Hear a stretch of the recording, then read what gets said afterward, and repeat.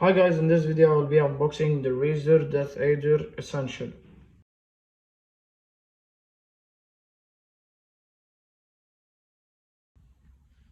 Okay, so first of all, let's remove the sticker.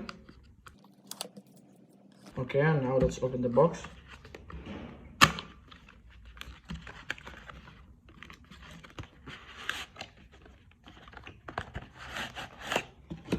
Okay, so here we have the menu.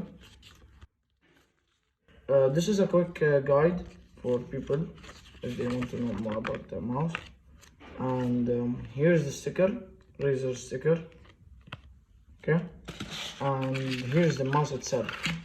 Okay, so as you can see, this is the mouse, this is the Razer logo, side button, right click, left click, and here we have the USB, as you can see, the green color.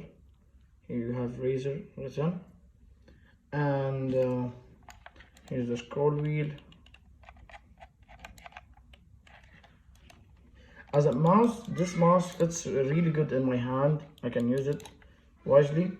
And yes, here's the mouse. Here's a quick look. So as you can see, don't forget to like and subscribe, and peace.